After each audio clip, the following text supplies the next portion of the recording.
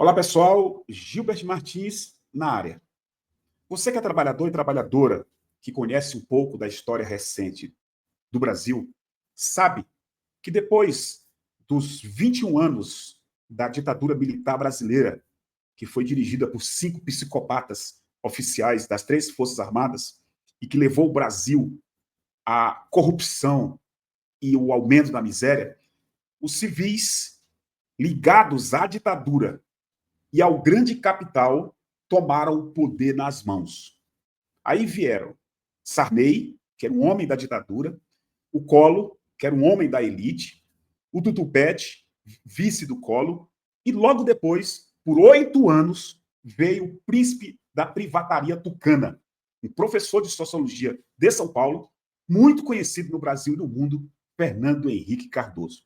E foi com o Fernando Henrique Cardoso que o Brasil mergulhou nas políticas neoliberais. O Brasil devia bilhões de dólares ao Fundo Monetário Internacional e ao Banco Mundial, 2 instrumentos do imperialismo estadunidense e europeu que infernizam e com as suas tais reestruturação da economia destroem países mundo afora. Eu poderia passar o dia citando aqui as dezenas de países que foram esculhambados, destruídos pelo FMI, pelo Banco Mundial, repito, instrumentos do imperialismo estadunidense e europeu ocidental. O Brasil mergulhou profundamente nas políticas neoliberais como uma política de reestruturação imposta pelo grande capital internacional. Exatamente durante o governo do sociólogo Fernando Henrique Cardoso. E todo mundo sabe que nunca funcionou, não funciona e não vai funcionar. O Brasil mergulhou em dívida interna, dívida externa, e mais de 50% da população brasileira entrou abaixo da linha da pobreza, como está acontecendo nesse momento com a Argentina, né, do Javier Milei. Por que eu estou falando tudo isso?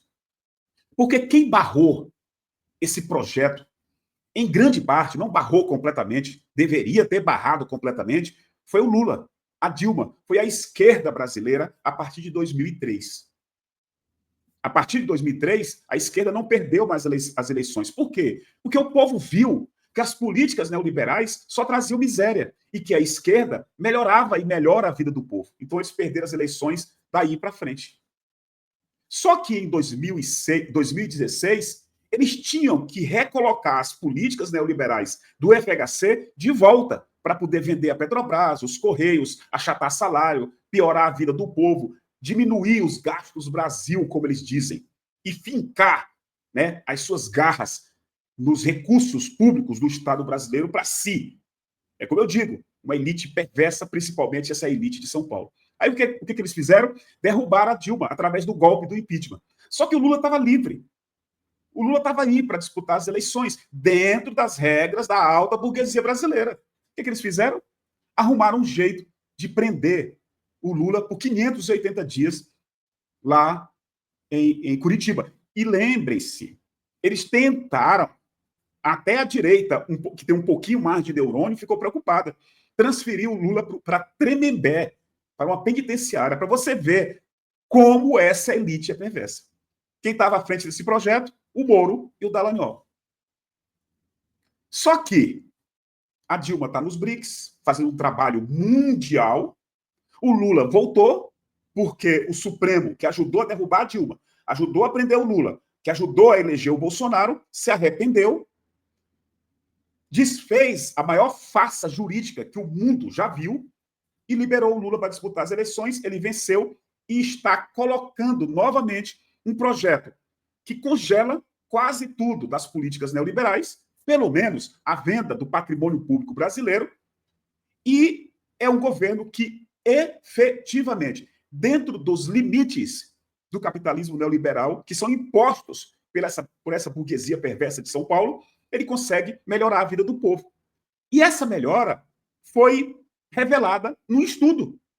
O jornal o Globo, que é canalha dos irmãos Marinho, resolveu citar que o Brasil melhorou, que a classe média aumentou, mas em nenhum momento eles citam que foi o Lula, que foi a esquerda. Claro que isso é parte do projeto para que Lula não seja reeleito em 2026. Não cita o nome do Lula, não cita a esquerda. Aí a Glaze foi lá e deu uma resposta à altura. Quero mostrar rapidamente para você, trabalhador e trabalhadora. Está lá no DCM, Glaze corrige o Globo sobre o responsável pela ascensão social no país. Foi Lula. Aqui, ó. Neste domingo, a deputada federal e presidente do PT, Gleisi Hoffmann, destacou o crescimento da classe média no Brasil, apontado por um estudo recente. Está vendo aqui, ó? Em publicação em seu perfil no X, Gleisi ressaltou que a ascensão social da maioria dos brasileiros no ano passado é o resultado direto da retomada do emprego e do aumento real dos salários do governo.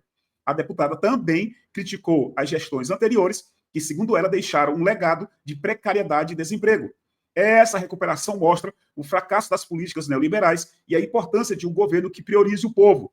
Não foi o pós-pandemia que promoveu a ascensão social, foi Lula.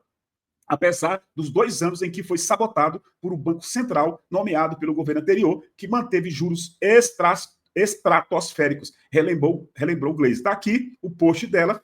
E aqui, ó, um pouco do estudo. O estudo citado revelou que a classe C teve um aumento de 9,5% nos rendimentos no ano passado, enquanto a classe B registrou crescimento de 8,7%.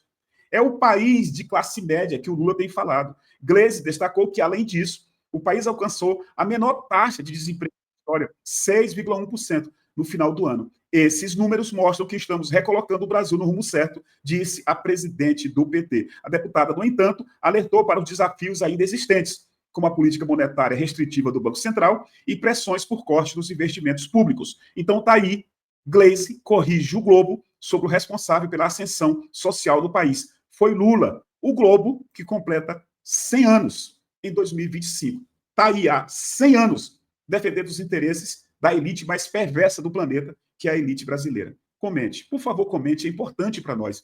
Se inscreva, muito obrigado e até o próximo vídeo.